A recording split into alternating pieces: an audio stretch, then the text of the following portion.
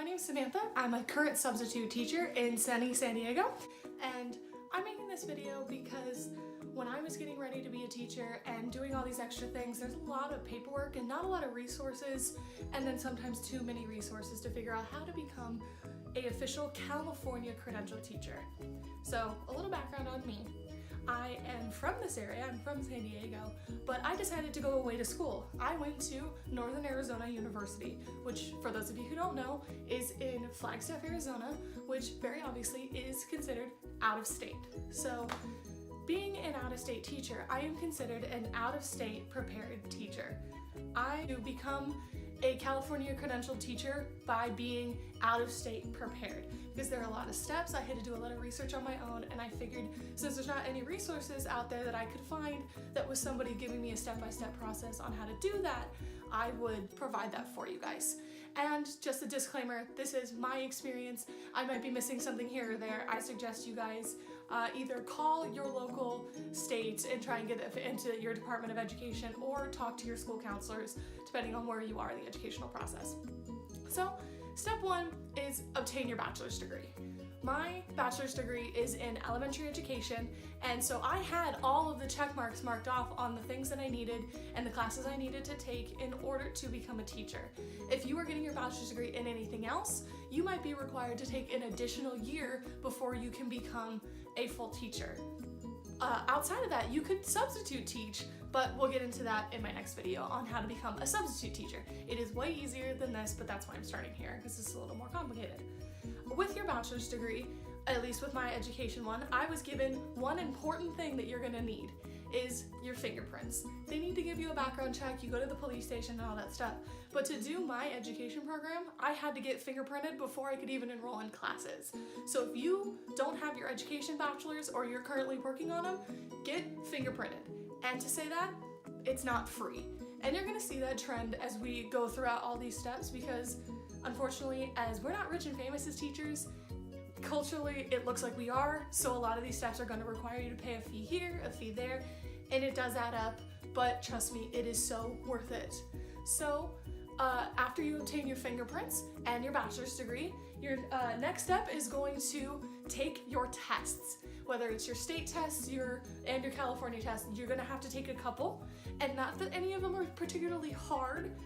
They are tedious because you have to reserve a room, because you have to be proctored and all that, and there's the extra fees and so on and so forth, and you have to, of course, find the time to do them. So with my bachelor's degree, I wasn't required to take any state exams. At NAU, we aren't required to take the Arizona exam, but you are required to have that as a teacher, so we had to do that outside of our university. Some universities say it's a graduation requirement to take the tests, which good for them, because I wish I had done that.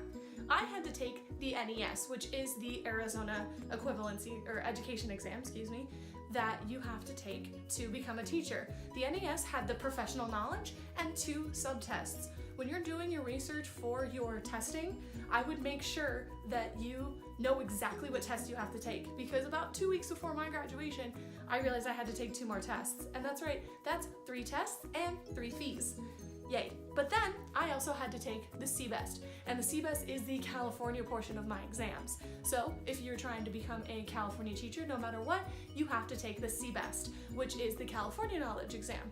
Again, none of these tests are hard, but they all have their fees. You have to reserve the time and you have to go take them. And if you don't pass, obviously you can go take them again, but that's an additional fee. After you take all of your exams, then you're going to apply for your state credential, the state at which you got your degree. So I got all my tests, I got my fingerprints, I got my bachelor's degree, and I sent them to the state of Arizona. And they've got it, and you've guessed it, for a fee. So I sent it off to the state of Arizona, and about 4 weeks later, they sent me a certificate that said, all right, you're cleared to go, you are considered a Arizona prepared teacher. Now, I moved back home, I wanted to teach in California, but California said, cool, you have to do all these extra things. So with that, I applied to the state of California. I sent them my Arizona state credential and my CBEST scores, and you guessed it, a fee. About $100, but it's April 2019. That could have changed between when you're watching this video and when I'm filming this video.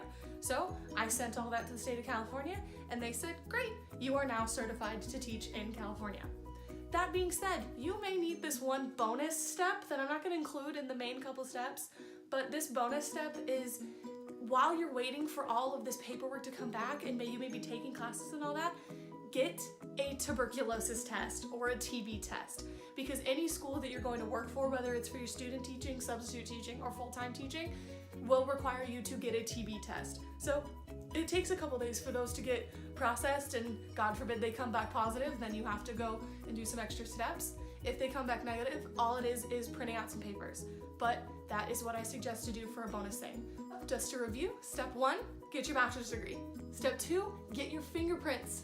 Step 3, take all your exams, including subtests and fees. Make sure you guys consult who you need to consult to be able to get the correct exams taken. Step 4, apply to the state in which you got your bachelor's degree in. And step 5, apply to California. And after that, after you get all that paperwork in, and hopefully it all goes through in a prompt amount of time, nobody is going to be quick about getting paperwork back to you, unfortunately, you should be ready to teach in California. Alright guys, well, thank you for watching. Hit the like button, and I'm going to have all the links to the information I got this from down in the description, and subscribe to my YouTube channel. I'm going to be making more videos on how I became a teacher and my life as a substitute teacher, and hopefully my life as a full-time teacher come August. Thanks!